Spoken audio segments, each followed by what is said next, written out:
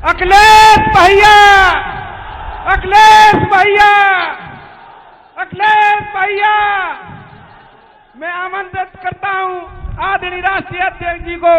दो लाइनों के साथ, इंसान की खुशबू रहती है, इंसान बदलते रहते हैं, दरबार लगा ही रहता है, दरबार बदलते रहते हैं। जो सच्चे मांझी होते हैं तूफानों से टकराते हैं, और तूफानों से क्या डरना है, तूफान बदलते रहते हैं। आमंत्रित करता हूं आदरणीय राष्ट्रीय अध्यक्ष जी को। इस चुनावी कार्यक्रम के हमारे अध्यक्ष और हमारे मंच पर यहां पर उपस्थित कई बार के सांसद, पूर्व में रहे केंद्रीय मंत्री आदरणीय सलीम शेरवानी जी, यहां के पूर्व में रहे सांसद धर्मेंद्र जी, मंच पर उपस्थित समाजवादी पार्टी के कई हमारे वरिष्ठ नेता ओमकार सिंह जी, यहां पर उपस्थित विधानसभा के अध्यक्ष नवाब सिंह यादव, समाजवादी पार्टी के जो हमारे प्रत्याशी हैं, गुन्नौर के प्रत्याशी पूर्व विधायक राम खिलाड़ी जी, बिसौली के हमारे समाजवादी पार्टी के प्रत्याशी आशुतोष मौर्य जी, और यहां के नौजवान प्रत्याशी ब्रजेश यादव, मंच पर उपस्थित साल शेरवानी जी, लोकेंद्र शर्मा जी, डॉक्टर अफरोज जी, आशुतोष जी, सतीश प्रेमी जी, साहिद खान साहब, और बड़ी संख्या में हमारे बहुत सारे नेता जिनके मैं नाम नहीं ले पा रहा हूं, बड़ी संख्या में समाजवादी पार्टी के सभी हमारे नेता, महान दल के सभी पदाधिकारी, यहां पर उपस्थित सभी हमारे आदरणीय बुजुर्ग किसान भाई, और उपस्थित बड़ी संख्या में नौजवान साथी पत्रकार बंधुओं, मैं सबसे पहले इस कार्यक्रम में उपस्थित आप सभी का बहुत बहुत धन्यवाद और आभार प्रकट करना चाहता हूं। मैं देख रहा हूं पूरा मैदान जहां भरा हुआ हमें दिखाई दे रहा है, वहीं सरों पे जो लाल टोपी हमें दिखाई दे रही है, न केवल हमारा मैदान भरा है, दीवालों पे भी बड़ी संख्या में लोग दिखाई दे रहे हैं, छतें भरी हुई हैं, और हमारे कुछ साथियों ने साइकिल की ऊंचाई बढ़ा दी है पीछे। मैं देख सकता हूं कि बड़ा उत्साह और जोश दिखाई दे रहा है, और ये उत्साह इसलिए दिखाई दे रहा है कि जो चुनाव का परिणाम आना था 10 मार्च को, जिसको भी पता होगा, जानकारी होगी कि जब पहले चरण का वोट पड़ा है, पहले चरण की जनता ने ही फैसला सुना दिया है।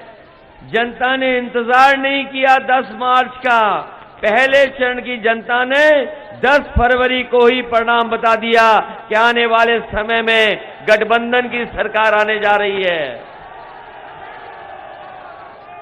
और ये दूसरे चरण का जो चुनाव होने जा रहा है, जिसमें आप लोगों को भी वोट डालना है, और बदायूं के लोगों को, संभल के लोगों को, मुरादाबाद के लोगों को, बताओ बदायूं के लोगों कितने वोट से जिताने वाले हो, और सीटें कितनी जिताने वाले हो।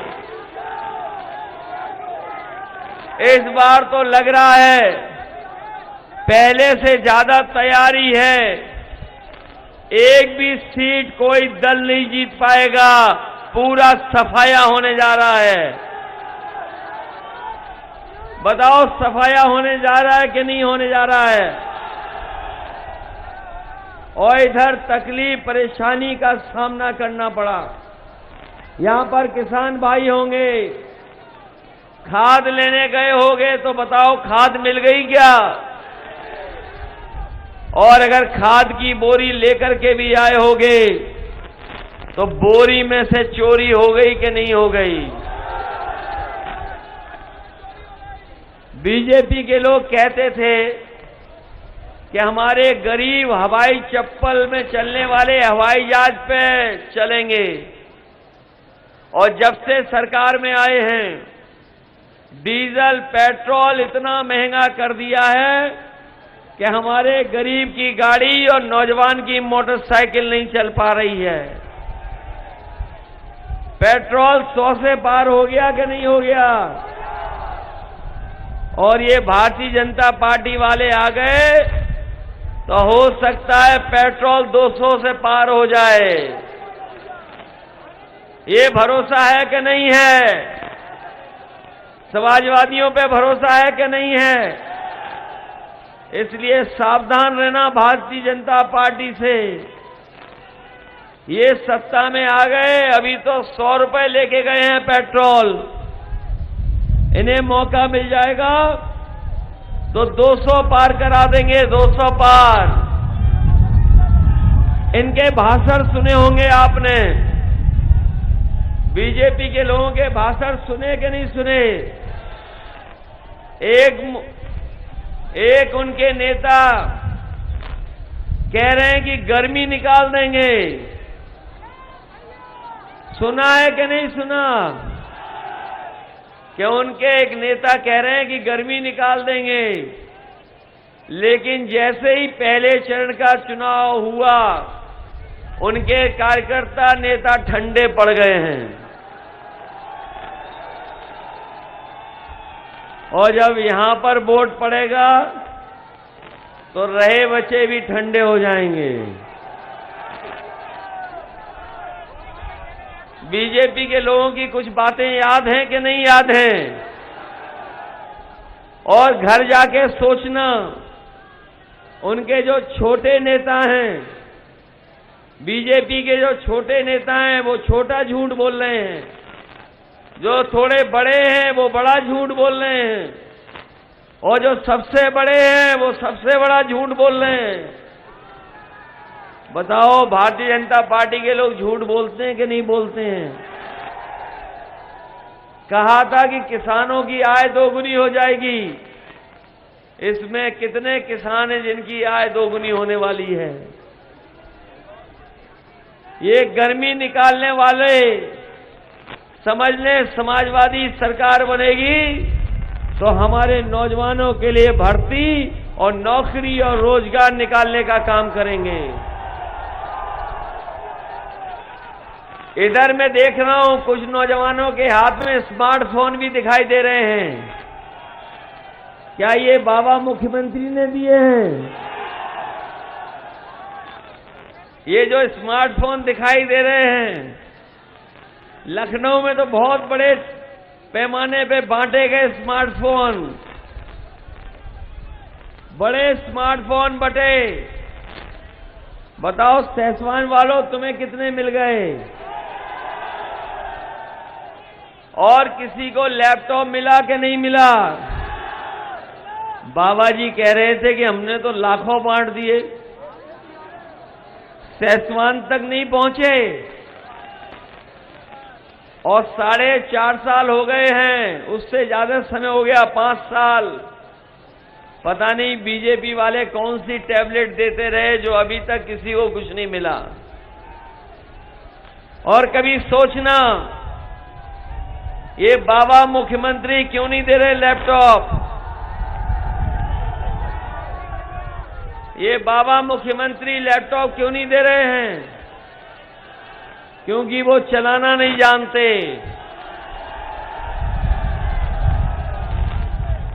क्यों? वो चलाना जानते हैं क्या? और इधर सुनने में आया है कि अब तो वो मोबाइल भी नहीं चला पा रहे हैं।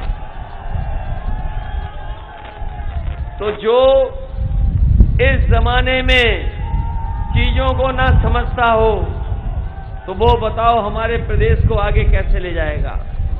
इसलिए प्रदेश को आगे ले जाने का चुनाव है, उत्तर प्रदेश के विकास का चुनाव है।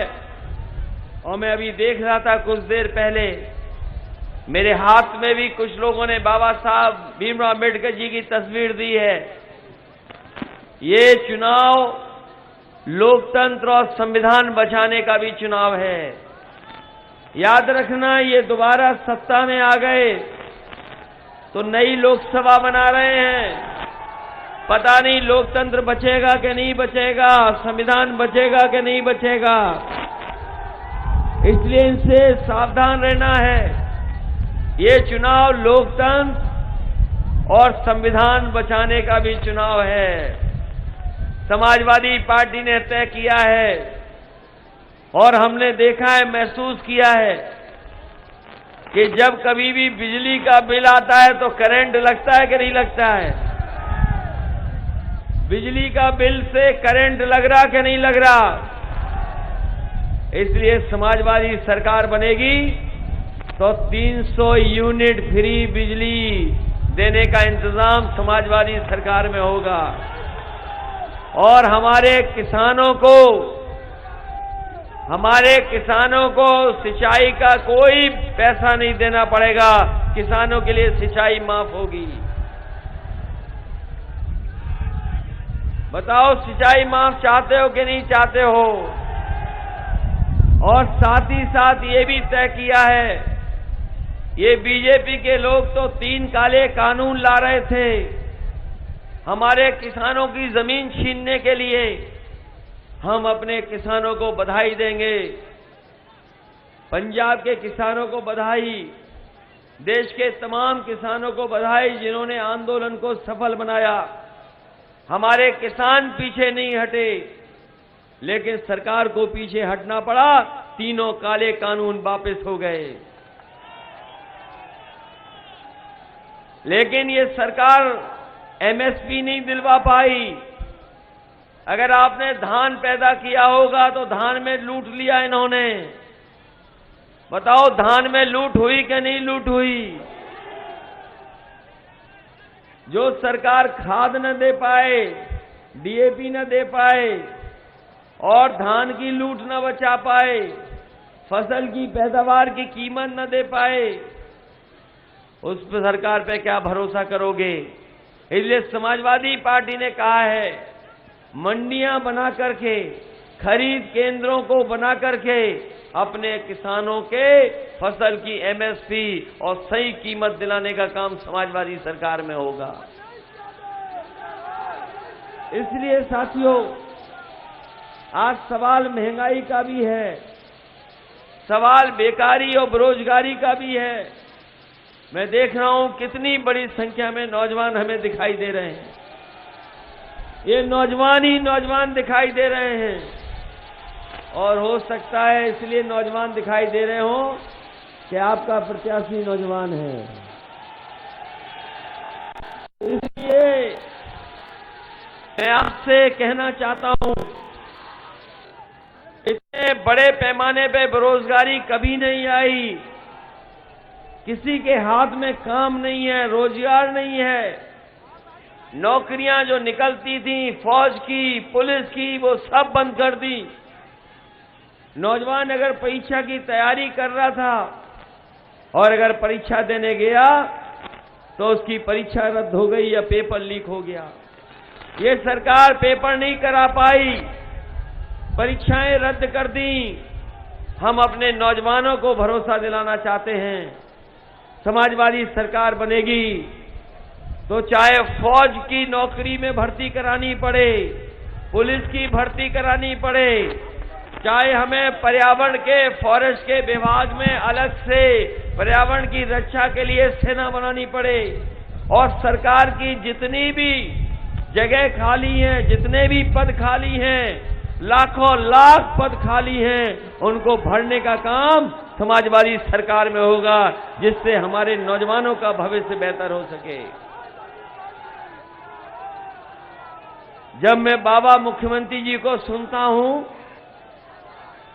तो मुझे याद आता है कि किस तरीके से हमारे मजदूर पैदल पैदल चल करके गांव पहुंचे थे, घर पहुंचे थे। जिस समय लॉकडाउन लगा और पहली बार बीमारी आई, सरकार ने कोई मदद नहीं की।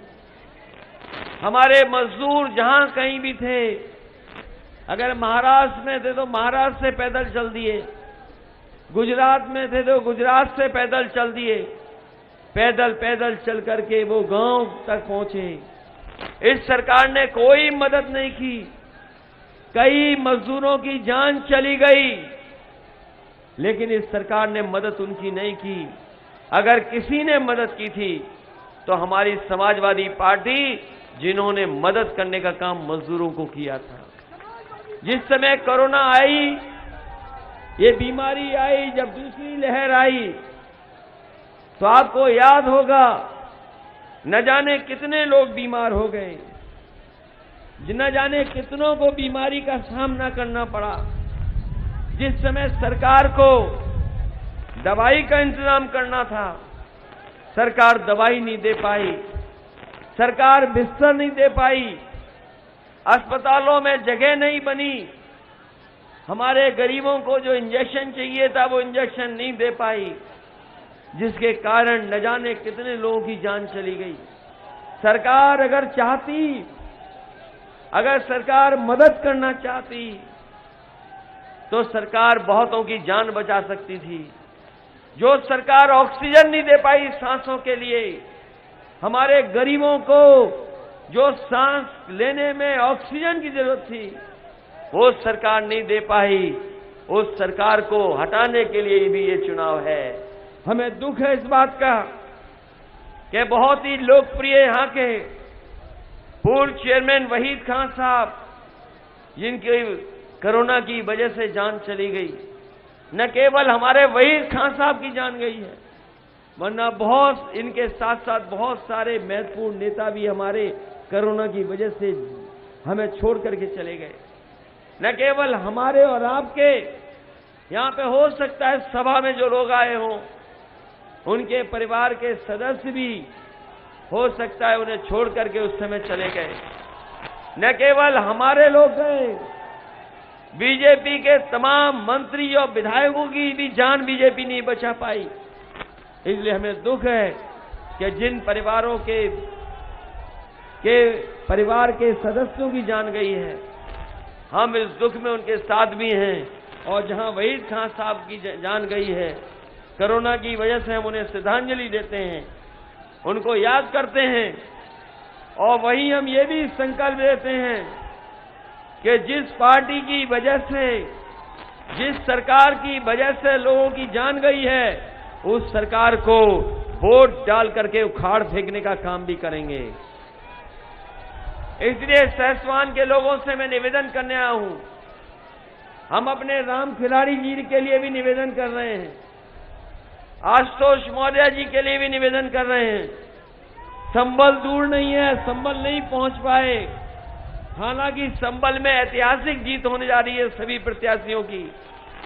इसलिए हम आपके माध्यम से समाजवादी पार्टी के प्रत्याशियों के लिए जहां जहां मैं नहीं पहुंच पाया हूं, वहां सभी प्रत्याशियों को जिताने की मैं आपसे अपील करता हूं और आपके माध्यम से अपील करता हूं कि उनको भारी बहुमत से जिताएं। ये क्योंकि लोकसभा बदायूं है, ये लोकसभा बदायूं है। पिछली बार बाजी में हम लोग थोड़ा पीछे रह गए, बाजी नहीं मार पाए, कारण कोई भी रहा हो, लेकिन हम आपसे कहना चाहते बदायूं के लोगों से कि जब भी कभी विकास हुआ होगा, बदायूं को पीछे नहीं छूटा। वो विकास में जितने काम उस सरकार में हुए, उस सरकार में जो जो काम हुए, वो आज जनता आज भी याद करती है। बताओ, ये पुलिस की 100 नंबर वाली गाड़ी, 100 नंबर वाली गाड़ी समाजवादियों की देन है। एम्बुलेंस जो चल रही थी कोरोना में, वो भी समाजवादियों की देन है। समाजवादियों ने मेडिकल कॉलेज दिया, सड़कें बनाई, और अभी सुनने में आया है कि यहां से एक्सप्रेस वे भी निकल रहा है। लेकिन बदायूं को, लोगों को सीधे लखनऊ जाने का मौका नहीं मिल रहा है, इसलिए सीधा लखनऊ से जोड़ने के लिए अगर हमें एक्सप्रेस वे बनाना पड़ेगा तो फर्रुखाबाद हो करके सीधा सीधा आपको जोड़ने का काम एक्सप्रेसवे से करेंगे। क्योंकि समाजवादी पार्टी का मानना है, समाजवादियों का मानना है कि लखनऊ पहुंचने के लिए उत्तर प्रदेश के किसी कोने से 5 घंटे से ज्यादा नहीं लगे। अब जब इतने ही करीब आ गए हो तो बताओ लाखों वोट से जिताओगे कि नहीं जिताओगे? ये सहसवान विधानसभा ऐसी है जिसका हिसाब किताब लगा लो वोटों का तो लाखों से जीत सकते हो। बताओ इतने करीब आ गए हो, लाखों से जिताओगे कि नहीं जिताओगे? सहसवान विधानसभा में हो सकता है कोई ऐसा भी लड़ रहा हो जो सरकार नहीं बनाना चाहता है, सरकार बीजेपी की बन जाए, उसकी मदद के लिए खड़ा हो। क्या ऐसा भी है कि नहीं है? यहां पे कभी कभी कुछ दल ऐसे भी हैं जो समाजवादी पार्टी से लड़ रहे हैं। समाजवादी पार्टी बीजेपी को हटाना चाहती है, लेकिन कुछ दल हैं जो समाजवादी पार्टी को रोकना चाहते हैं। तो बताओ आप भारतीय जनता पार्टी को हटाना चाहते हो कि नहीं हटाना चाहते हो?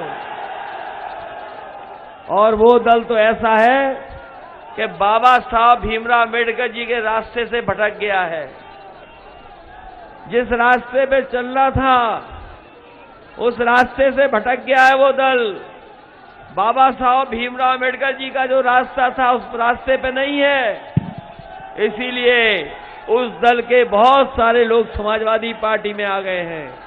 मैंने कई मौकों पर कहा कि अगर संविधान बचाना है तो हमें समाजवादियों को अम्बेडकरवादियों के साथ मिलकर के और अम्बेडकरवादियों का भी सहारा लेकर के हमें उत्तर प्रदेश में बदलाव लाना है। इसलिए आप सबसे अपील करता हुआ, नौजवानों आपसे विशेष निवेदन अपील करता हुआ कि अपने भविष्य का चुनाव ये समझना। बताओ अपने भविष्य को बचाने के लिए वोट साइकिल पे करोगे कि नहीं करोगे? लोकतंत्र को बचाने के लिए वोट साइकिल पे करोगे कि नहीं करोगे? और बदायूं, संभल, इस बार पीछे मत रहना। और हम गुन्नौर के लोगों से कहना चाहते हैं, राम खिलाड़ी जी को बहुत वोट दिया आपने। सुना है वहां बाबा मुख्यमंत्री आए थे, विकास के लिए कह के गए। अगर बाबा मुख्यमंत्री आए हैं तो वो विकास नहीं करेंगे, वो विनाश की तरफ लेकर के जाएंगे। समाजवादी लोग हैं जो विकास की तरफ उत्तर प्रदेश को लेकर के जाएंगे। इसलिए राम खिलाड़ी जी की भी मदद करना। जो गलती किसी से हुई हो, मैं आखिरी बात कहता हूं, अपनी बात खत्म करूंगा। कहीं किसी से कोई गलती हो गई हो तो इस बार साइकिल को मत भूलना। बताओ आप सब लोग सहयोग करोगे कि नहीं करोगे? ये चुनाव इन लोगों का जरूर है, लेकिन ये सरकार बनाने का भी चुनाव है। एक एक सीट महत्वपूर्ण है, एक एक को जीतना जरूरी है। अगर एक सीट भी कम हो गई तो भारतीय जनता पार्टी के लोग आपकी सरकार नहीं बनने देंगे। क्या आपने अभी जिला पंचायत का चुनाव नहीं देखा? कैसे लूट लिया जिला पंचायत का चुनाव? इतना भ्रष्टाचार कभी नहीं हुआ जितना खुले भ्रष्टाचार किया। अगर बहनें और माताएं भी वोट डालने गईं तो उनके भी कपड़े फाड़ लिए, कपड़े छीन लिए भारतीय जनता पार्टी के लोगों ने। ब्लॉक प्रमुखी लूट ली, जिला पंचायत लूट ली। बताओ ये चुनाव को लूटने से बचाओगे कि नहीं बचाओगे? इसलिए जहां जो बात हो वो भूल करके केवल समाजवादी पार्टी की साइकिल चुनाव चिन्ह की मदद करना। हमने सब दलों को जोड़ा है, महान दल को जोड़ लिया, ओम प्रकाश राजभर जी को जोड़ लिया।